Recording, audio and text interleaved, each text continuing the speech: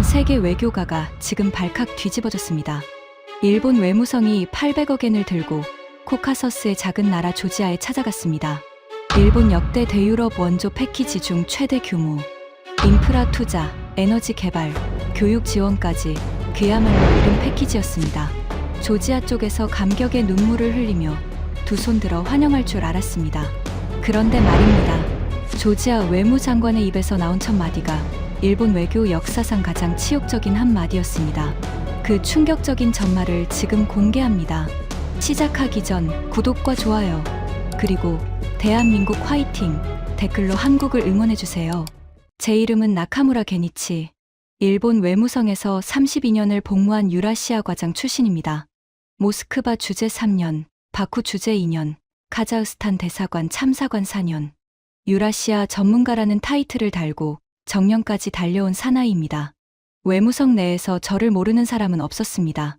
코카서스와 중앙아시아에서 일본의 영향력을 넓히는 게 제 평생의 업무였고 자부심이었습니다.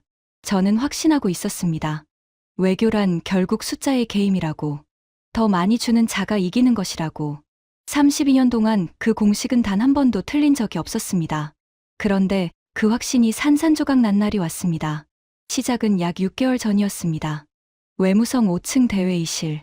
유라시아국 간부 회의가 열렸습니다. 회의 테이블 위에 놓인 보고서의 제목이 제 눈에 들어왔습니다. 조지아 진출 전략 수정안, 한국 선점 현황 분석. 저는 커피잔을 내려놓으며 속으로 코웃음을 쳤습니다. 한국이라고요? 인구 5천만의 그 작은 나라가 조지아에서 뭘 선점했다는 겁니까? 보고서를 넘기는 순간 심장이 덜컥 내려앉았습니다.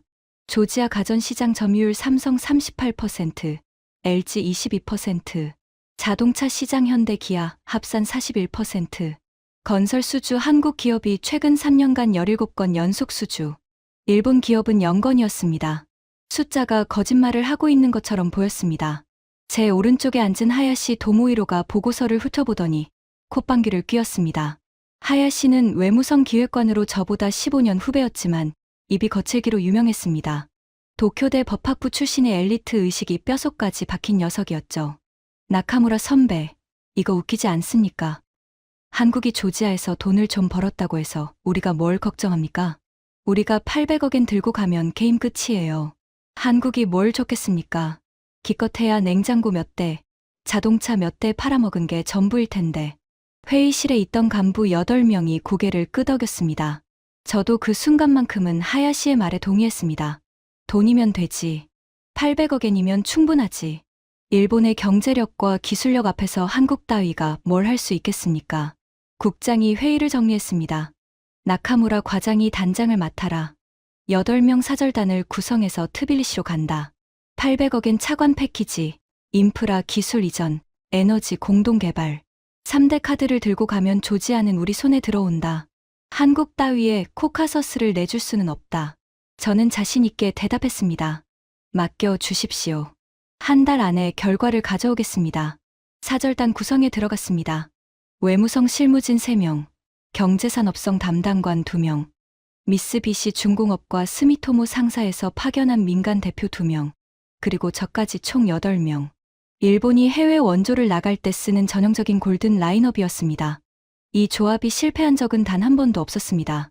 동남아에서도, 아프리카에서도, 중앙아시아에서도 이 팀이 가면 계약서에 도장이 찍혔습니다. 출발 전날 밤, 아내가 물었습니다. 조지아가 어디 있는 나라예요? 저는 웃으며 대답했습니다. 러시아 바로 아래, 터키 옆에 있는 작은 나라야. 와인이 유명하지. 일주일이면 끝나. 선물 뭐 사올까? 아내가 웃었습니다. 와인이나 한 병 사오세요. 그때까지만 해도 저는 몰랐습니다. 그 작은 나라에서 제 인생 최대의 굴욕이 기다리고 있을 줄은. 그리고 그 굴욕이 32년간 믿어왔던 외교의 본질을 완전히 뒤흔들어 놓을 줄은. 비행기가 트빌리시 국제공항에 착륙했을 때 창밖으로 코카서스 산맥이 보였습니다. 만년설을 이고 있는 봉우리들이 장엄했습니다. 저는 속으로 생각했습니다. 이렇게 아름다운 나라인데 경제가 어려우니 일본의 손길이 절실하겠지. 800억 엔이면 이 나라 국가 예산의 상당 부분입니다. 고마워서 눈물을 흘릴지도 모릅니다. 하야시가 제 옆에서 넥타이를 고쳐 매며 씩 웃었습니다. 선배, 레드 카펫 깔아놨을까요? 제가 웃었습니다. 설마 그 정도까지야. 하지만 장관급은 나올 거다. 800억엔이 작은 돈이 아니니까. 입국 심사대에 줄을 섰습니다. 일본 외교관 여권이니까 별도 라인으로 안내될 거라고 예상했습니다. 하지만 우리는 일반 라인에 섰습니다. 심사관이 제 여권을 받아들더니 무뚝뚝한 표정으로 이것저것 물었습니다. 방문 목적이 뭡니까? 체류 기간은요? 숙소 예약 확인서 보여주세요. 통관 서류 다 가져왔습니까? 외교관 여권을 들고도 이런 질문을 받다니. 기분이 묘했지만 작은 나라니까 절차가 까다로운가 보다 하고 넘겼습니다. 체류 기간 14일 도장이 찍혔습니다. 그런데 바로 그때였습니다. 옆 라인에서 믿을 수 없는 광경이 펼쳐졌습니다. 20대 중반쯤 되어 보이는 동양인 청년이 커다란 배낭을 메고 서 있었습니다. 관광객처럼 보이는 차림새였습니다. 그가 여권을 내밀었습니다. 초록색 표지. 대한민국 여권이었습니다. 저는 반사적으로 시선을 고정했습니다. 한국인이 여기서 어떤 대접을 받는지 궁금했으니까요. 심사관의 얼굴이 변했습니다. 무뚝뚝하던 표정이 마치 오래된 친구를 만난 것처럼 환하게 바뀌었습니다. 질문이 없었습니다. 체류 목적도 묻지 않았고 숙소 바우처도 요구하지 않았습니다. 심사관이 여권에 도장을 시원하게 찍더니 환한 미소로 말했습니다. 어서 오세요, 형제. 우리 집에 온 걸 환영합니다. 형제라고요? 제 귀가 의심스러웠습니다. 그리고 결정적인 것은 그 도장이었습니다. 제 여권에는 14일이 찍혀 있었습니다. 그 한국 청년의 여권에는 365일이 선명하게 찍혀 있었습니다. 1년. 무조건 1년 프리패스. 취업도 되고 사업도 되고 부동산 매입도 가능한 사실상 영주권에 가까운 특혜였습니다. 미국 여권도 91일입니다. 영국도 91일. 독일도 91일. 일본도 91일. 그런데 한국만 365일이라고요? 도대체 이 작은 아시아 국가가 뭘 했길래 G7 국가들보다 4배나 더 긴 체류 허가를 받는 겁니까? 하야시가 제 표정을 읽었는지 다가와 물었습니다. 무슨 일입니까, 선배? 저는 한국 청년이 사라진 출구를 멍하니 바라보며 대답했습니다. 하야시, 우리가 뭔가 놓치고 있는 것 같다. 공항을 빠져나와 영빈관으로 향하는 차 안에서 저는 창밖 풍경에 또 한 번 충격을 받았습니다. 트빌리시 시내로 들어가는 고속도로변 광고판들. 가장 높은 곳에서 가장 크게 빛나는 것은 코카콜라도 벤츠도 도요타도 아니었습니다.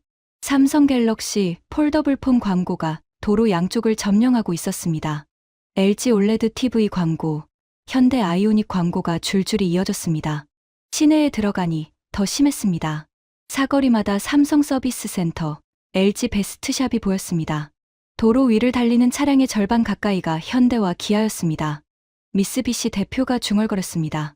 도요타는 한 대도 안 보이네. 스미토모 대표도 고개를 저었습니다. 소니 간판도 없고 파나소닉도 없어. 하야시가 억지로 웃으며 말했습니다. 걱정 마세요. 이건 소비재 시장일 뿐입니다. 우리가 들고 온 건 800억엔짜리 국가 인프라 패키지예요. 냉장고 몇 대 파는 거랑은 차원이 다릅니다. 정부 대정부 거래에서 한국이 우리를 이길 수 없어요. 저도 고개를 끄덕였습니다. 하야시 말이 맞다. 소비재 시장에서 삼성이 좀 앞섰다고 해서 국가 간 외교에서까지 밀리는 건 아니다. 800억엔의 무게는 냉장고, 광고판 따위와는 비교할 수 없다. 하지만 영빈관에 도착했을 때 또 한 번 가슴이 서늘해졌습니다.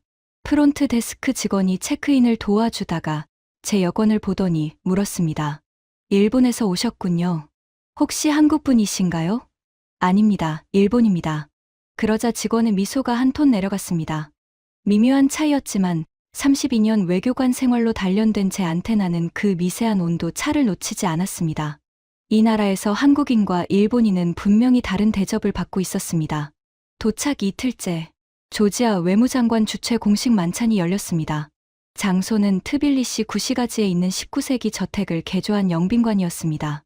높은 천장에 크리스털 샹들리에가 은은한 빛을 뿌리고 있었고, 긴 테이블 위에는 조지아 전통 요리와 함께 조지아가 자랑하는 와인이 줄지어 놓여 있었습니다. 우리 사절단 8명은 한쪽에 나란히 앉았습니다. 맞은편에는 조지아 외교부 차관, 경제부 차관, 에너지부 국장 등 핵심 인사 6명이 자리를 잡았습니다. 분위기가 나쁘지 않았습니다. 외교 만찬이란 원래 이렇습니다. 와인을 마시고 건배를 하고 서로의 우정을 확인하고 그 다음에 계약서를 꺼내는 거죠. 외무장관이 들어왔습니다. 50대 후반의 인상 좋은 신사였습니다. 악수를 나눴습니다. 장관의 손은 따뜻했고 미소는 온화했습니다. 저는 안도했습니다. 좋은 시작이다. 건배가 끝나고 메인 코스가 나온 뒤 제가 프레젠테이션을 시작했습니다. 준비한 자료가 완벽했습니다. 슬라이드 28장, 800억엔의 세부 내역이 깔끔하게 정리되어 있었죠. 도로 건설 250억엔, 발전소 현대화 180억엔, 수자원 관리 시스템 120억엔, 직업훈련센터 설립 80억엔, 농업 기술 이전 70억엔, 나머지 100억엔은 긴급 지원 기금. 저는 자신감 넘치는 목소리로 말했습니다. 장관님, 일본 정부는 조지아의 발전을 진심으로 응원합니다. 이번 패키지는 일본이 조지아에 제안하는 역대 최대 규모의 경제 협력입니다. 우리 일본은 귀국의 가장 든든한 파트너가 되고 싶습니다. 조지아 측 인사들이 고개를 끄덕였습니다. 숫자의 위력이었습니다. 800억엔이라는 금액이 테이블 위에 보이지 않는 무게로 내려앉았습니다. 저는 마지막 슬라이드를 띄우며 결정타를 날렸습니다. 그리고 장관님, 일본 정부는 오늘부로 귀국의 정식 명칭을 조지아로 표기하기로 결정했습니다. 이제 일본도 조지아의 진정한 친구입니다. 저는 이 한마디가 결정적일 거라고 확신했습니다. 조지아가 그토록 원했던 명칭 변경. 그걸 800억엔과 함께 선물하는 겁니다. 이보다 완벽한 패키지가 있을까요? 만찬장이 조용해졌습니다. 조지아 측 인사들이 서로를 바라보았습니다. 저는 그 침묵이 감동의 표시라고 생각했습니다. 곧 박수가 나올 거라고 기대했습니다. 하지만 박수는 나오지 않았습니다. 외무장관이 와인잔을 천천히 들어 올렸습니다. 짙은 루비색 와인이 샹들리에 빛에 반짝거렸습니다. 장관의 입가에 미소가 걸려 있었지만 그 미소가 따뜻한 것인지 차가운 것인지 판단할 수 없었습니다. 장관이 입을 열었습니다. 나카무라 단장님, 감사합니다. 정말 감사합니다. 저는 안도의 숨을 내쉬었습니다. 됐다. 800억엔이라. 대단한 금액이군요. 장관이 잠시 와인을 한 모금 마셨습니다. 그리고 와인잔을 내려놓으며 말을 이었습니다. 그런데 한 가지 여쭤봐도 되겠습니까? 물론이죠. 일본 정부가 우리를 조지아라고 부르기로 결정하셨다고요? 그렇습니다. 장관이 고개를 살짝 갸웃거렸습니다. 7년이나 걸리셨네요. 만찬장의 공기가 얼어붙었습니다. 저는 장관의 말을 곱씹었습니다. 7년이 뭡니까? 장관이 와인잔을 다시 들며 말했습니다. 7년 전에 우리가 피를 흘리고 있을 때 전 세계가 눈을 감았습니다. 러시아의 탱크가 우리 땅을 짓밟을 때 미국도, 영국도, 프랑스도, 독일도, 그리고 일본도 침묵했습니다. 성명서 한 장 던지고 끝이었죠. 장관의 목소리가 낮아졌습니다. 하지만 그 낮은 목소리가 오히려 더 무겁게 울렸습니다. 딱 한 나라만 달랐습니다. 아시아의 작은 나라, 러시아와 경제협력이 절실했던 나라. 그 나라가 러시아의 보복을 뻔히 알면서도 우리의 이름을 불러줬습니다. 그루지아가 아니라 조지아라고. 노예의 이름이 아니라 자유인의 이름이라고. 장관이 저를 똑바로 바라보았습니다. 나카무라 단장님, 한국은 우리가 비를 맞고 있을 때 우산도 없이 뛰어들어와서 같이 비를 맞아줬습니다.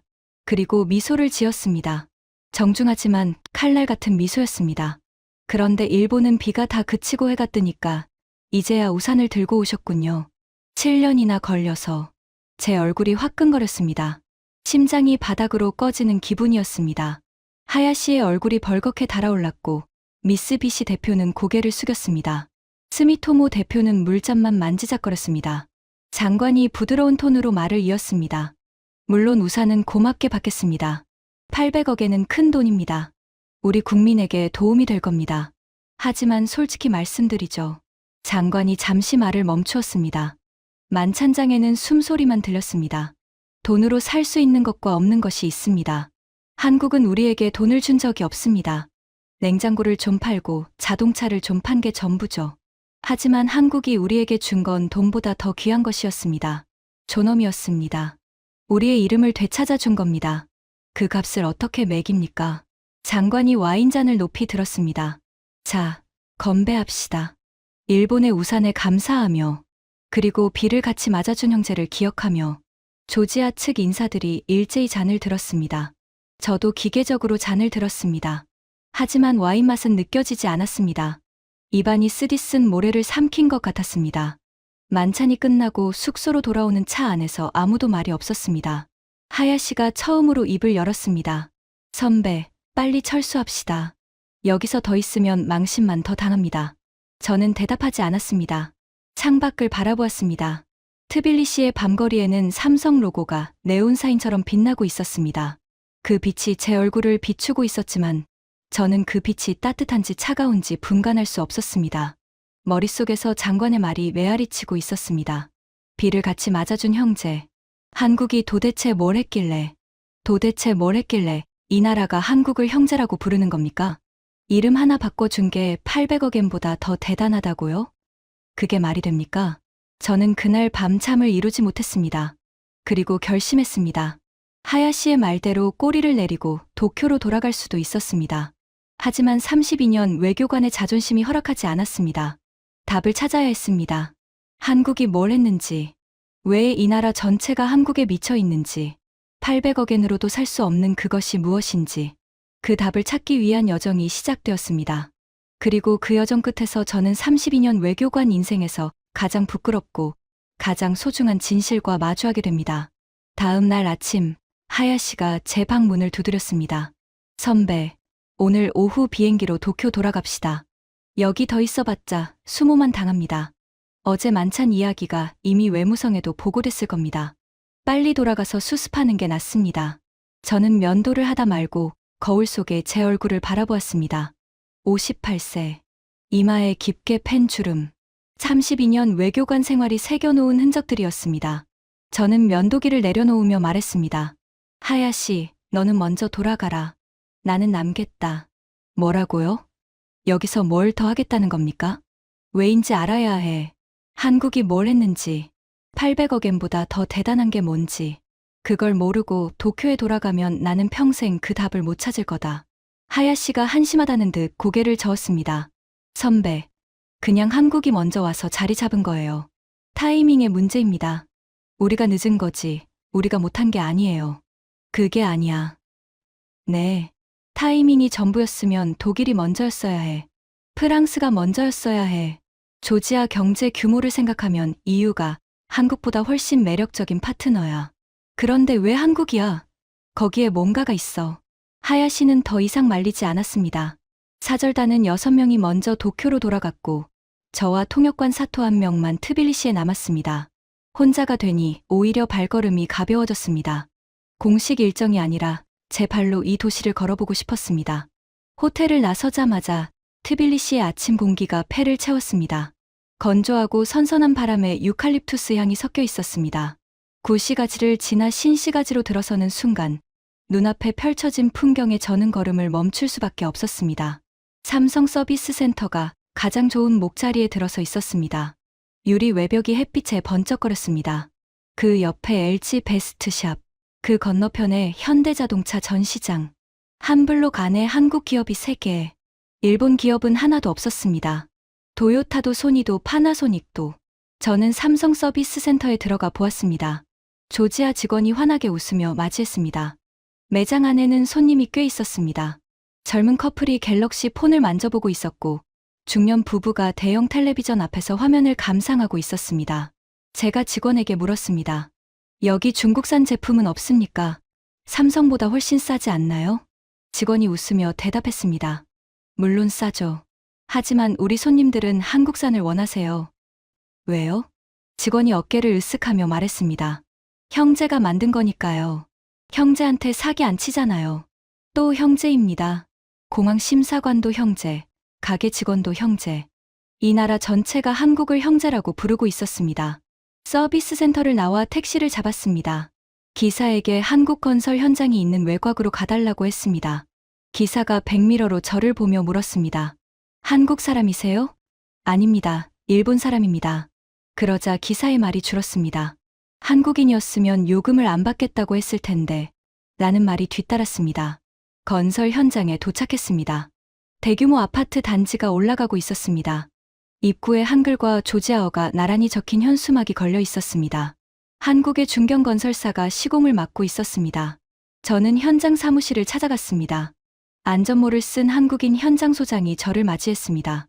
일본에서 오셨다고요? 취재입니까? 그런 셈이죠. 좀 여쭤봐도 됩니까?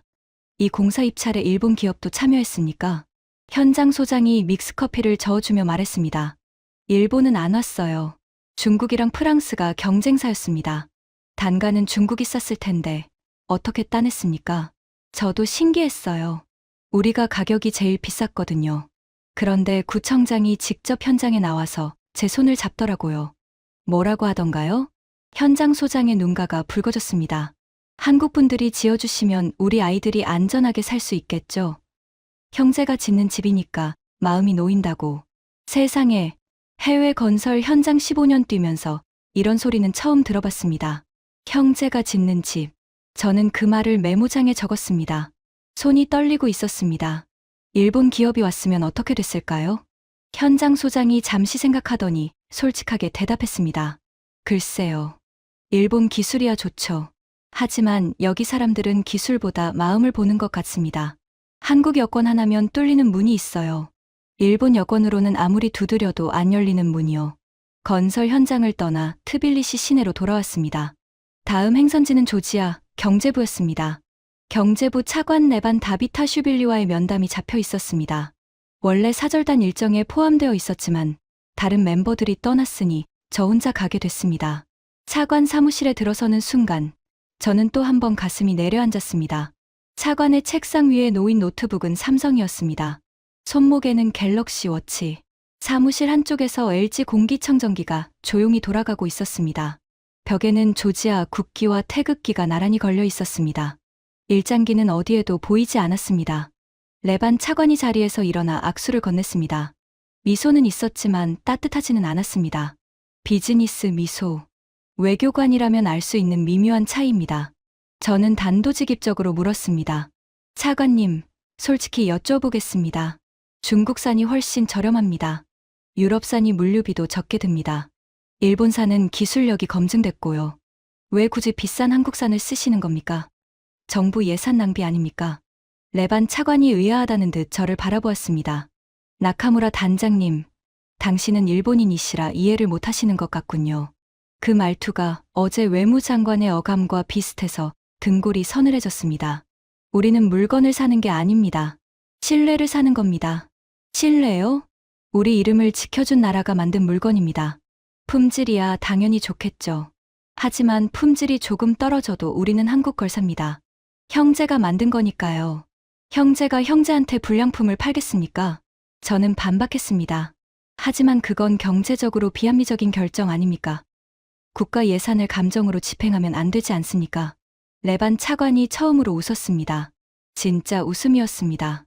나카무라 단장님, 그게 바로 일본과 한국의 차이입니다. 무슨 뜻이죠? 일본은 모든 걸 합리적으로 판단합니다. 숫자를 따지고 이해득실을 계산하고 가장 효율적인 선택을 합니다. 틀린 게 아닙니다. 하지만 그래서 일본에는 형제가 없는 겁니다. 거래처만 있지. 그 말이 비수처럼 꽂혔습니다. 거래처만 있고 형제가 없는 나라. 그것이 일본에 대한 조지아의 평가였습니다. 차관실을 나와 대학가로 향했습니다. 트빌리시 국립대학교에 한국어학과가 있다는 이야기를 들었습니다. 캠퍼스에 들어서니 가을 햇살 아래 학생들이 335 모여 있었습니다. 벤치에 앉아있는 여학생 그룹에게 다가갔습니다. 한국어를 공부한다는 학생 나나를 만났습니다. K-팝 때문에 한국어를 배우시나요? 나나가 고개를 저었습니다. 아니요. 저는 한국 역사를 공부하고 싶어서요. 역사요?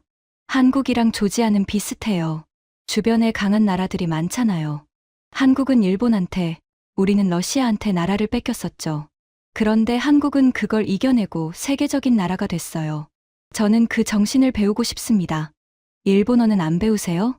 나나가 잠시 망설이더니 솔직하게 말했습니다. 일본어과에는 사람이 별로 없어요. 일본어과 정원은 15명인데 지원자가 8명이었거든요. 한국어과는 정원 25명에 600명이 지원했어요. 600대 8점, 그 숫자가 머릿속에서 맴돌았습니다. 나나가 덧붙였습니다. 기자님, 한국어에 정이라는 단어가 있잖아요. 영어의 러브와는 다른 거래요. 함께 아픔을 겪어야 생기는 마음이래요. 우리는 한국한테 정을 느껴요. 피는 안 섞였지만 아픔이 섞였으니까요. 저는 메모를 멈추었습니다. 펜을 쥔 손이 떨리고 있었습니다. 대학생 소녀의 입에서 나온 그 한마디가 하버드 국제관계학 교과서 어디에서도 본 적 없는 외교 이론이었습니다. 아픔이 섞인 관계, 그것은 계산기로 측정할 수 없는 것이었습니다. 호텔로 돌아오니 하야시에게서 전화가 왔습니다. 선배, 도쿄 분위기 안 좋습니다. 국장이 왜 나카무라가 아직 거기 있냐고 화를 내셨어요. 빨리 돌아오세요. 이틀만 더. 뭐 하시려고요? 레반 차관이 저녁에 다시 보자고 했어. 비공식으로. 그 사람 왜요? 또 한국 자랑 들으시게? 아니, 이번에는 그가 왜 한국을 형제라고 부르는지 그 시작점을 들려주겠다고 했어. 전화 너머로 하야시의 한숨이 들렸습니다. 하지만 저는 끊을 수 없었습니다. 퍼즐의 마지막 조각이 눈앞에 있었으니까요. 저녁 8시, 구시가지 골목 안쪽에 있는 허름한 식당에서 레반 차관보를 만났습니다. 낮에 만났던 경제부 차관이 아니라 외교부 차관보 레반 차카바제였습니다. 경제부 차관이 저를 이 사람에게 연결해 준 겁니다. 이 이야기를 제대로 알려면 레반을 만나야 합니다. 경제부 차관의 말이었습니다. 식당은 관광객은 절대 못 찾을 만한 곳이었습니다.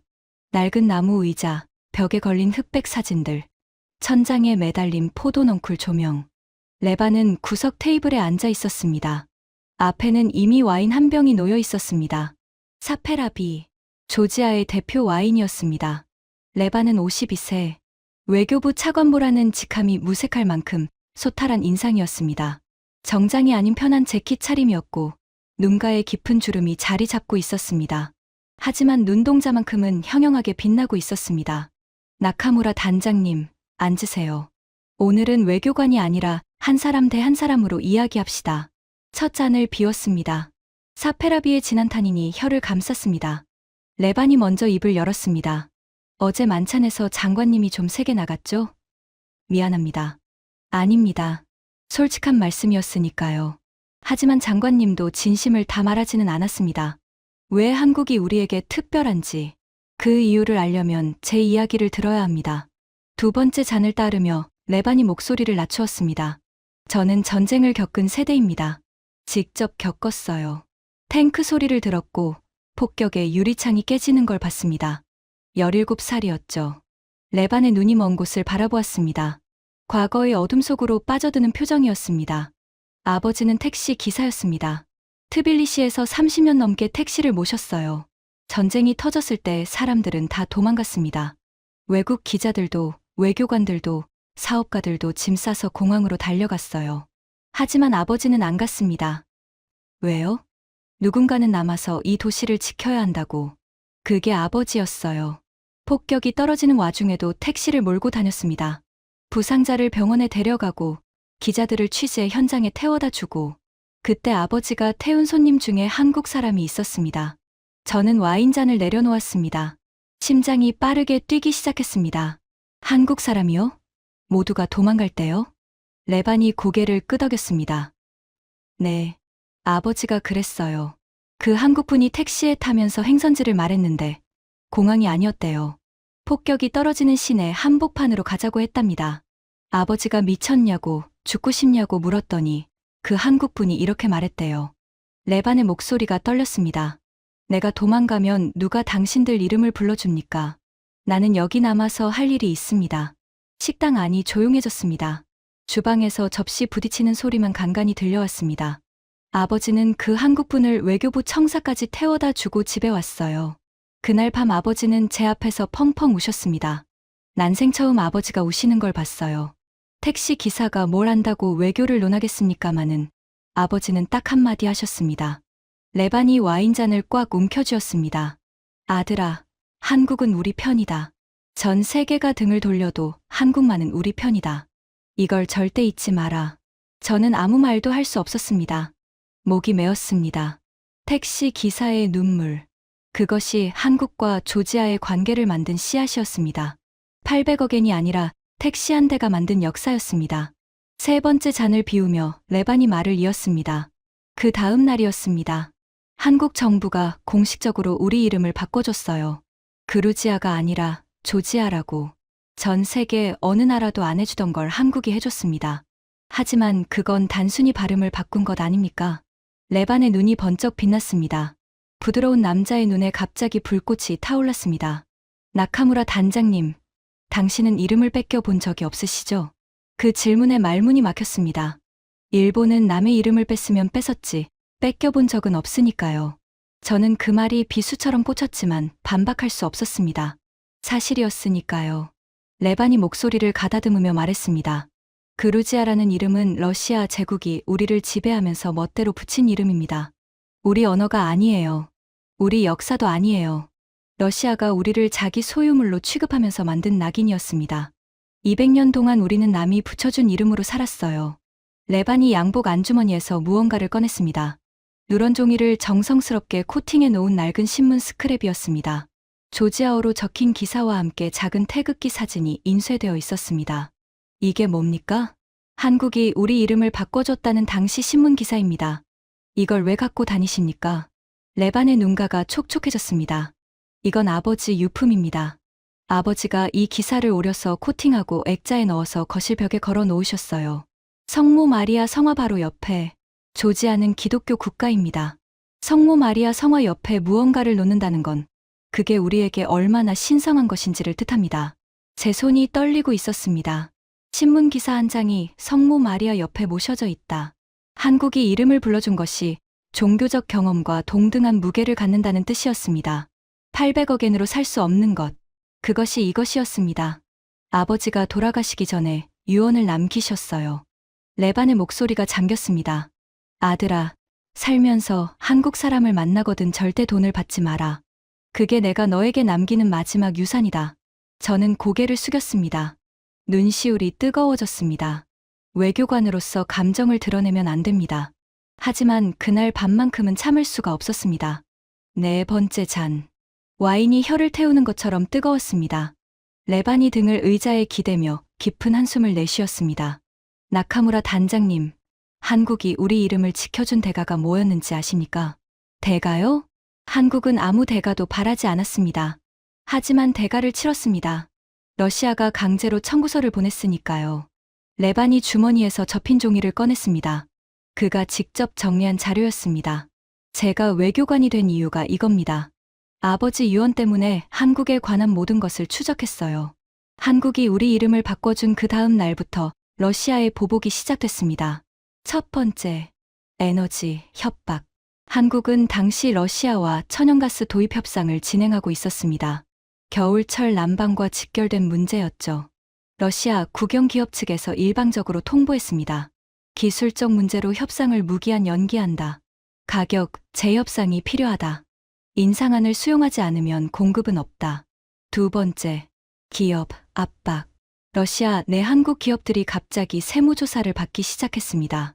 소화기 위치가 기준보다 어긋났다는 이유로 공장 가동이 중단됐습니다. 한국산 부품을 실은 컨테이너가 항구에 억류됐습니다. 서류 미비라는 핑계였죠. 세 번째, 인력 추방.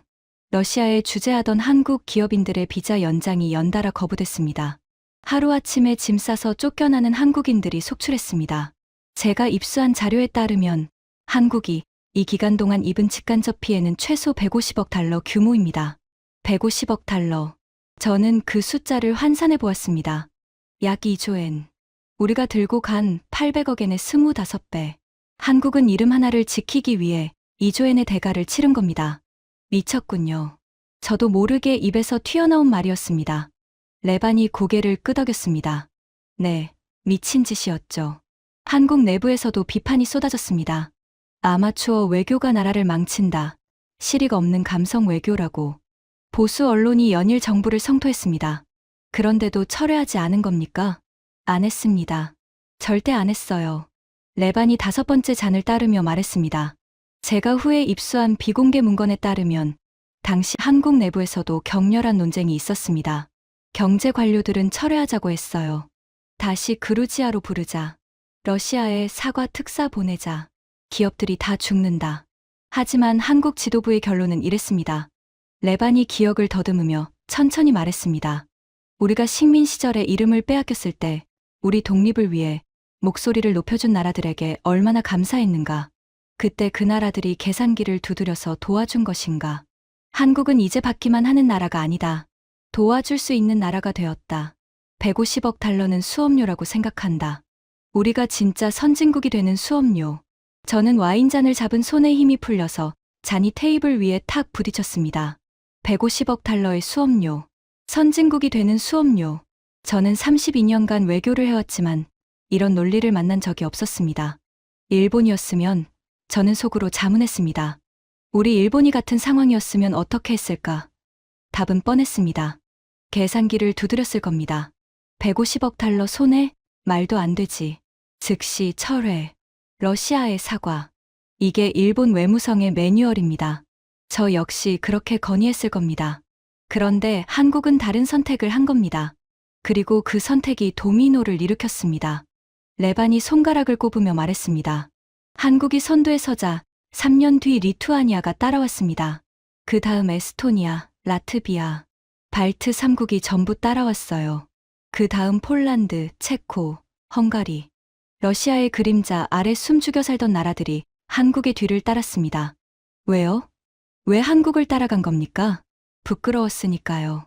아시아의 작은 나라도 하는데 유럽 한복판에 있는 우리가 입 다물고 있는 게 자존심 문제였던 거죠. 한국이 불을 질렀고 유럽이 그 불에 대인 겁니다. 레반이 저를 똑바로 바라보며 말했습니다. 그리고 마지막에 일본이 왔습니다. 모든 나라가 바꾼 뒤에 가장 늦게 그 말에 얼굴이 화끈 달아올랐습니다. 가장 늦게, 가장 안전해진 다음에, 러시아의 보복 위험이 사라진 다음에, 계산이 끝난 다음에, 그것이 일본이었습니다. 장관님이 어제 7년이라고 하신 게 이거였군요. 그렇습니다. 한국은 비가 쏟아지는 첫날에 우산도 없이 뛰어들었습니다. 일본은 비가 완전히 개인 7년 뒤에 야, 우산 갖고 왔어 하고 나타났습니다. 장관님이 참으로 정중하게 표현하신 겁니다. 6번째 잔이 비었을 때 밤 11시가 넘어 있었습니다. 식당 주인이 다른 테이블을 치우기 시작했지만 우리 테이블에는 오지 않았습니다. 레반이 단골인 모양이었습니다. 레반 차관보님, 한 가지만 더 여쭤보겠습니다. 뭐든지. 한국인 비자 365일. 이건 누가 만든 정책입니까? 레반이 와인잔을 내려놓으며 천천히 미소를 지었습니다. 그 미소에는 자부심과 그리움이 함께 담겨 있었습니다. 제가 만들었습니다. 심장이 두근거렸습니다. 드디어 퍼즐의 핵심 조각이 나왔습니다. 왜 365일입니까? 미국도 91일인데. 나카무라 단장님, 가족이 집에 놀러 왔는데 3일만 있다 나가라고 합니까? 가족은 있고 싶은 만큼 있는 겁니다. 하지만 내부 반대가 없었습니까? 한국에만 이런 특혜를 주면 다른 나라에서 항의하지 않습니까? 레반이 고개를 끄덕였습니다. 많았죠. 미국 대사관에서 공식 항의가 왔습니다. 왜 미국은 91일이고 한국은 365일이냐고. EU에서도 형평성 문제를 제기했고요. 내부에서도 이민국 관리들이 반대했습니다. 시스템상 불공정하다고. 어떻게 통과시켰습니까? 레반이 자세를 바로잡으며 말했습니다. 대통령에게 직접 보고했습니다. 보고서 딱 한 줄이었어요. 전쟁 때 우리 이름을 불러준 나라의 국민에게 체류 기간 제한을 두는 것은 조지아의 자존심에 어긋납니다. 대통령이 한참을 바라보더니 고개를 끄덕였습니다. 끝이었어요. 한 줄이요? 네. 외교 문서는 두꺼울수록 힘이 약합니다. 진심은 한 줄이면 충분합니다. 저는 메모장을 덮었습니다. 더 이상 기록할 필요가 없었습니다. 모든 것이 명확해졌으니까요. 그러면 어제 만찬에서 장관님이 우리한테 그렇게 말한 것도 레반 차관보님이 건의하신 겁니까? 레반이 살짝 웃었습니다. 저는 건의한 적 없습니다. 장관님의 자유 발언이에요. 하지만 솔직히 말하면 장관님께 일본 사절단이 올 때 한 가지만 기억해달라고 말씀드리긴 했습니다. 뭐라고요? 비 오는 날에 우산을 씌워주는 사람과 해 뜨고 나서 우산 팔러 오는 사람은 다르다고. 그것만 기억해달라고. 저는 눈을 감았습니다. 패배를 인정하는 것은 쉽지 않았습니다. 특히 32년 외교관에게는. 하지만 이것은 패배가 아니었습니다. 처음부터 게임 자체가 달랐습니다. 일본은 800억엔을 들고 왔습니다.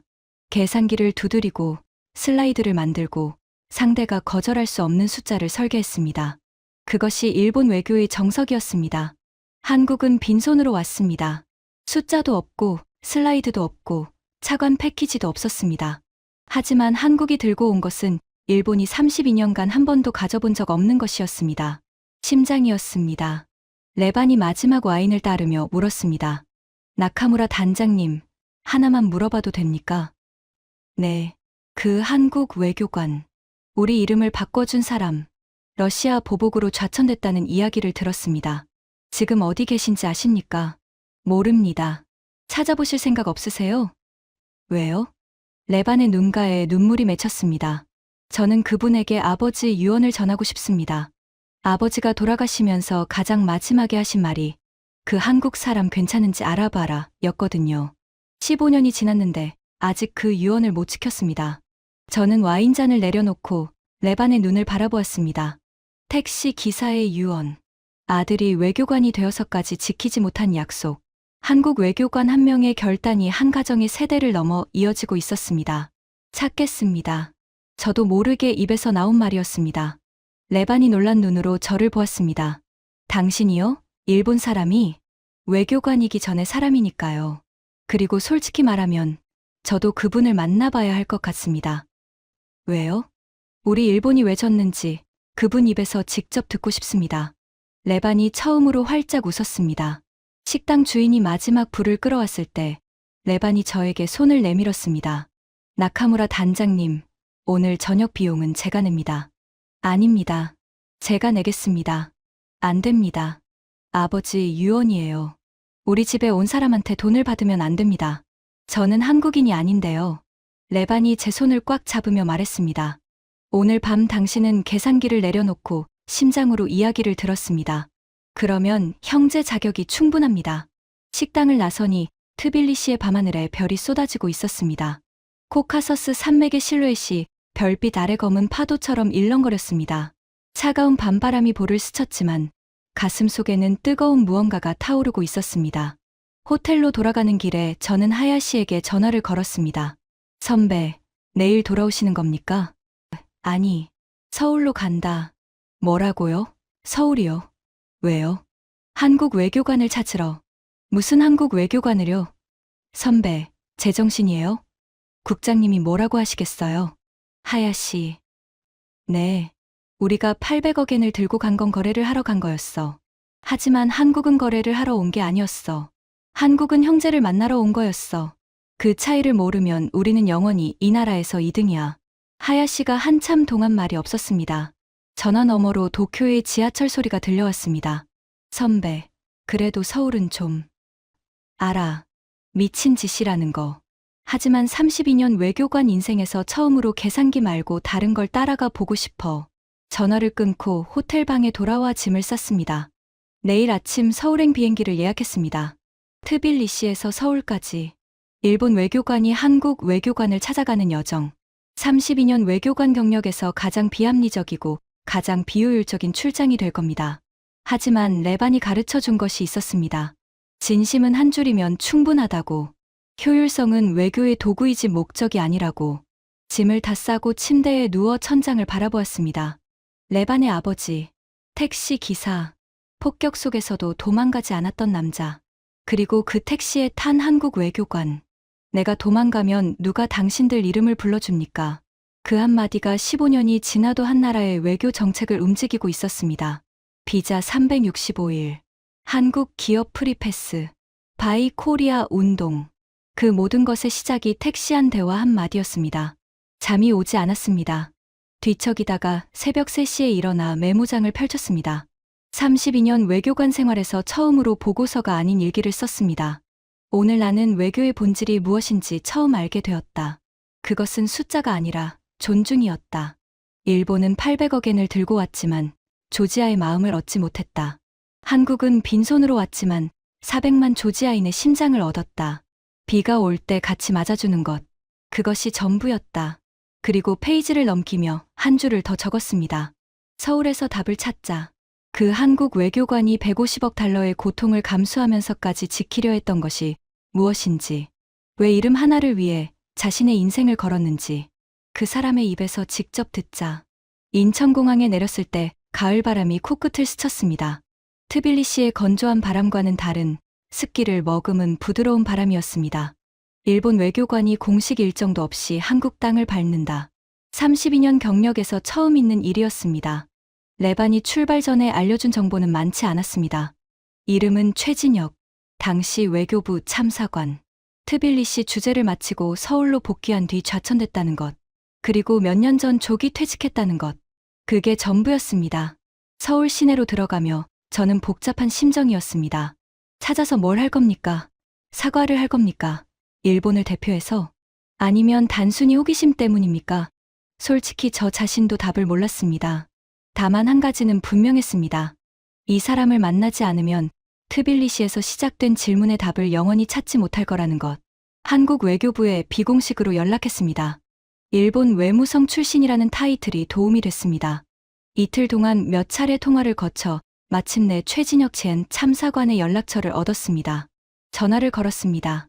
3번 울린 뒤에 조용한 목소리가 받았습니다. 여보세요. 최진혁 참사관님이십니까? 참사관은 옛날 직함이고요. 지금은 그냥 최진혁입니다. 실례지만 누구시죠? 저는 솔직하게 말했습니다. 일본 외무성에서 근무했던 나카무라 게니치입니다. 트빌리시에서 당신 이야기를 듣고 직접 찾아왔습니다. 만나주실 수 있겠습니까? 전화 너머로 긴 침묵이 흘렀습니다. 10초, 20초. 저는 거절당할 거라고 생각했습니다. 트빌리시에서요? 네. 레반 차관보가 안부를 전해달라고 했습니다. 또다시 침묵. 그리고 최진혁의 목소리가 미세하게 떨렸습니다. 레반이요?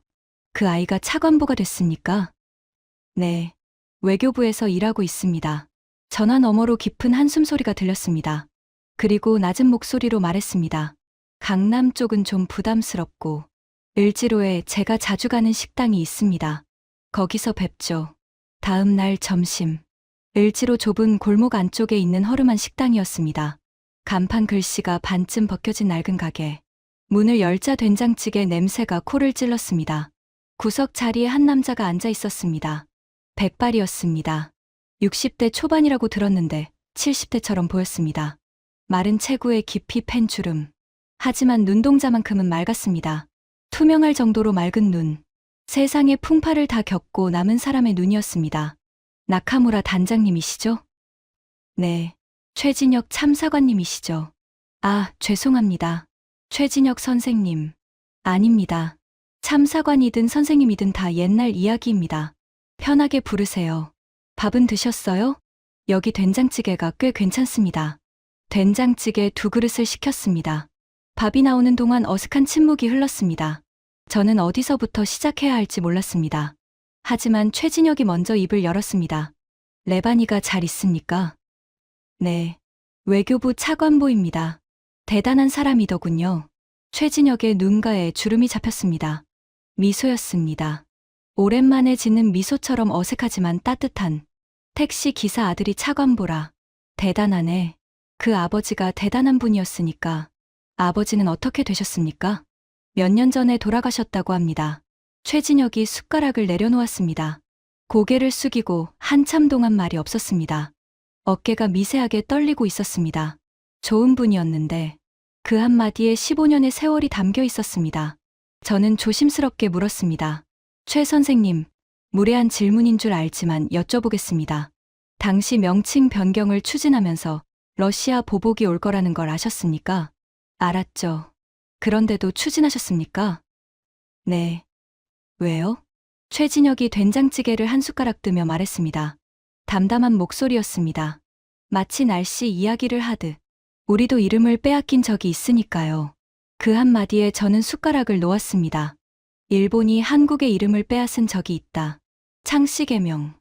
일본 제국이 조선인에게 일본식 이름을 강요한 역사. 저는 그 역사를 알고 있었지만 이 맥락에서 마주하니 심장이 쪼이는 것 같았습니다. 우리 할머니 본명은 김순이었습니다. 하지만 일본이 가네야마 준코로 바꿨죠. 할머니는 해방되고 나서도 한동안 본명을 쓰지 못했어요. 이름을 빼앗기면 자기가 누군지를 잊어버립니다. 최진혁이 저를 바라보았습니다. 원망이 아니었습니다. 그냥 사실을 전달하는 눈빛이었습니다. 조지아에 갔을 때 그 나라 사람들이 자기네 이름을 되찾고 싶어 한다는 걸 알았습니다. 그루지아는 러시아가 붙인 이름이에요. 우리 할머니의 가네야마와 똑같은 겁니다. 제가 그걸 모른 척 할 수 있었겠습니까? 하지만 150억 달러의 피해가 있었습니다. 알고 있었습니다. 그래도요? 최진혁이 양복 안주머니에서 무언가를 꺼냈습니다. 접히고 또 접힌 편지 한 통. 누런 봉투에 조지아어가 적혀 있었습니다.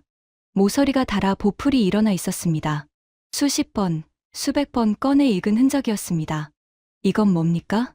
제가 좌천되고 나서 1년 뒤에 조지아에서 온 편지입니다. 누가 보낸 겁니까? 레반의 아버지, 택시 기사 아저씨. 저는 숨을 멈추었습니다. 조지아어로 적혀 있어서 번역을 부탁했습니다. 내용은 짧았어요. 최진혁이 편지를 펼치지는 않았습니다. 이미 외우고 있었으니까요.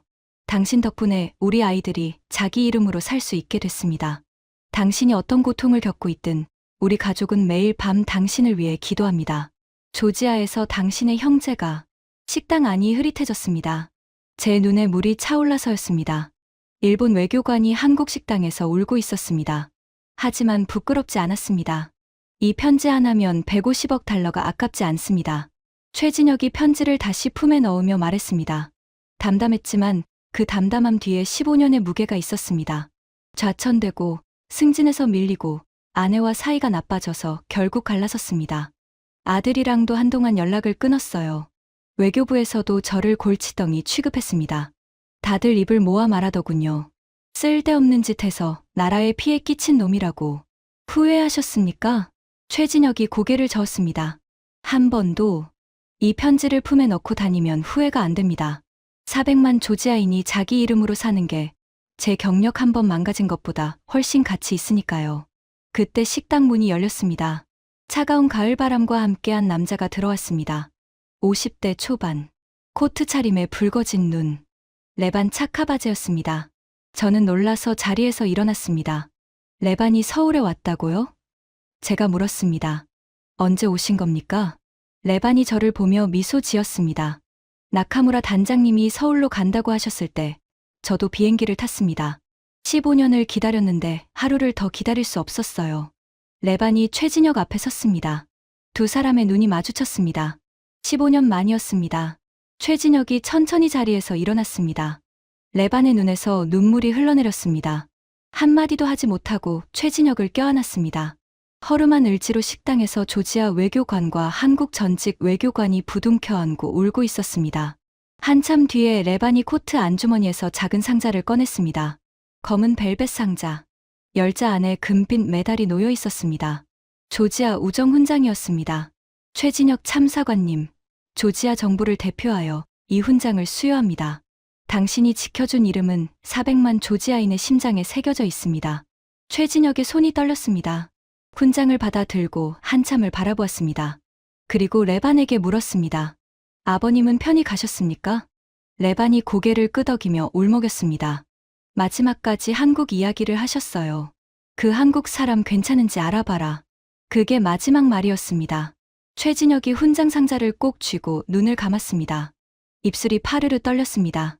아무 말도 없었지만 그 침묵이 어떤 연설보다 무거웠습니다. 그때 최진혁의 주머니에서 전화가 울렸습니다. 화면을 보더니 멈칫했습니다. 얼굴의 당혹과 그리움이 동시에 스쳤습니다. 레반이 고개를 끄덕이며 말했습니다. 받으세요. 최진혁이 전화를 받았습니다. 여보세요? 전화 너머로 젊은 남자의 목소리가 들렸습니다. 아버지, 저 준혁이에요. 외교부 후배한테 들었어요. 조지아에서 훈장을 받으신다면서요? 최진혁의 눈에서 눈물이 떨어졌습니다. 아들이었습니다. 한동안 연락이 끊겼던 아들, 준혁아. 아버지, 저 죄송해요. 아버지가 왜 그런 결정을 했는지 이제야 알겠어요. 저도 외교부 시험 준비하고 있어요. 최진혁이 전화기를 꽉 쥐고 고개를 숙였습니다. 어깨가 들썩거렸습니다. 잘했다. 잘했어, 준혁아. 저는 그 장면을 바라보면서 마지막 퍼즐 조각이 맞춰지는 것을 느꼈습니다. 이름 하나를 지키기 위해 경력을 잃고 가정이 무너지고 10년 넘게 침묵 속에 살았던 남자. 그 남자에게 마침내 훈장과 아들이 돌아온 것이었습니다. 도쿄로 돌아가는 비행기 안에서 저는 보고서를 쓰기 시작했습니다. 32년 경력의 마지막 보고서가 될 거라는 예감이 들었습니다. 제목을 적었습니다. 한국형 가치 외교, 일본이 배워야 할 것. 결론부터 말씀드리겠습니다. 이번 조지아 사절단은 실패했습니다. 800억엔의 차관 패키지는 조지아 정부의 관심을 끌지 못했습니다.